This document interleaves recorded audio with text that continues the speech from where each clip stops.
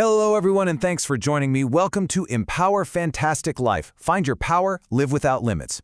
So let's talk about something we've all felt. You ever find yourself stuck in a bad mood and you just can't seem to shake it? Well, today we're going to explore that very feeling by diving into a really fascinating story. It's basically a guide to psychology, and it stars, of all things, a depressed amphibian named Mr. Toad. And through his story, we're going to uncover some powerful truths about our own emotional worlds. Yeah, why do we get stuck like that? You know that feeling, right? It's like emotional quicksand. You're down, maybe a little irritable, or just plain off, and you just don't know why you can't pull yourself out. It's super frustrating, but it's also a completely normal human experience. And here's the thing, it turns out the answer isn't about trying to fight the feeling head-on. It's actually about understanding where it's coming from in the first place.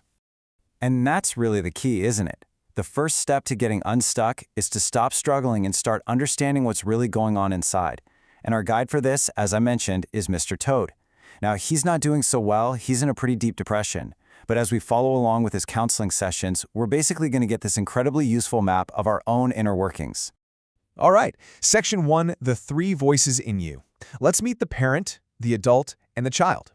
Now, the framework we're using here is called transactional analysis. I know it sounds a little technical, maybe a bit dry, but trust me, the core idea is incredibly simple.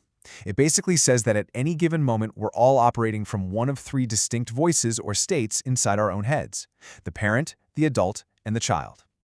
Okay, so let's start with the child. Now, it's really important to know this isn't about being childish. It's the part of you that just feels. Think of it as your gut reaction headquarters. It's where all those raw, unfiltered emotions live. That pure joy when you hear a song you love, that flash of anger when someone cuts you off in traffic, or that deep sadness when you feel let down. That's your inner child. It's your emotional core. Next up, we have the parent. And the best way to think about this one is like a giant internal hard drive filled with recordings from your past. Recordings of your parents, your teachers, anyone who was an authority figure growing up. It's that automatic voice in your head that's always playing the shoulds and should nots. You know, you should clean your plate, or you shouldn't do that. It's basically your pre-programmed rulebook. And finally, we have the adult. This is your inner detective, your inner CEO, if you will.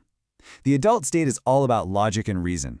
It's not running on old feelings from the child or old rules from the parent. Instead, it just looks at the facts, right here, right now, and makes a rational decision. It's the part of you that steps in and says, okay, hold on. The child is upset, the parent is being critical. What's the actual situation, and what's the best way forward?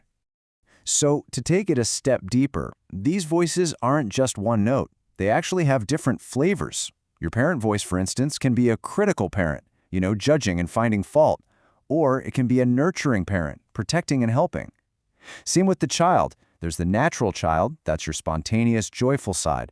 But there's also the adapted child, which learns to behave in certain ways to get by, like sulking or being a people pleaser. And this is exactly where we find poor Mr. Toad. He's completely stuck in that adapted child state, feeling totally helpless. Okay, on to Section 2, breaking free from drama games and recognizing the patterns we all repeat. So, we've got these three voices inside us, right? Well, what happens when they don't interact so well? That's when we can get trapped in what are called psychological games. Now, these are unconscious, repeating patterns of behavior, and they always end with a bad feeling. But, and this is the sneaky part, they also reinforce a negative belief we secretly have about ourselves. So, let me ask you this. Ever feel like you're having the same argument over and over again? Like you're stuck in a movie on repeat? Maybe it's with your partner, or a friend, or your boss. The details might change a little, but the underlying script, it feels exactly the same every single time. If that sounds familiar, well, that's a classic sign that you're caught in one of these psychological games. Let's look at a classic example, a game that Mr. Toad plays a lot, called Poor Little Old Me. It works like this. First, something bad happens. That's the trigger. Second, the person acts totally helpless and sad. Third, and this is the hidden payoff, they get a lot of sympathy from others, but they also get to avoid taking any real responsibility for the situation. And finally, the game confirms their deepest negative belief about themselves. See, I am a victim. I'm just not okay.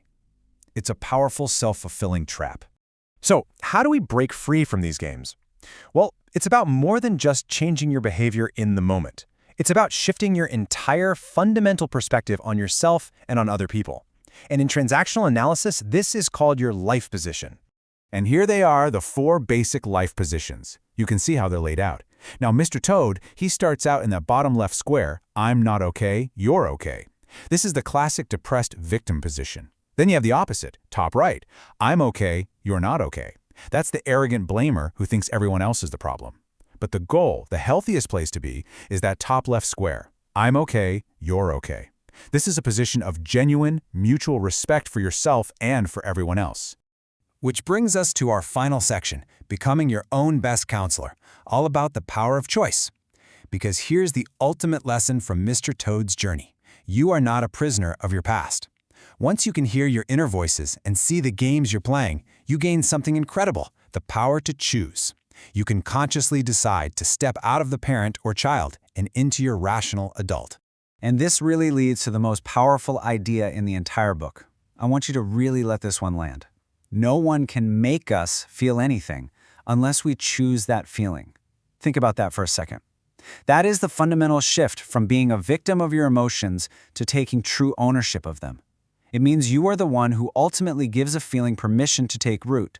So here is the question I want to leave you with. Think about your life. The next time you find yourself in a difficult conversation, maybe a tense meeting at work or a disagreement at home, I want you to just pause for a second and ask yourself, which voice am I speaking with right now? Is this my parent, my child, or my adult? And then, the most important part, which voice will I choose to speak with next? You've been listening to Empower Fen-tastic Life, Jaeger Empowerment Academy. See you next time. Bye-bye.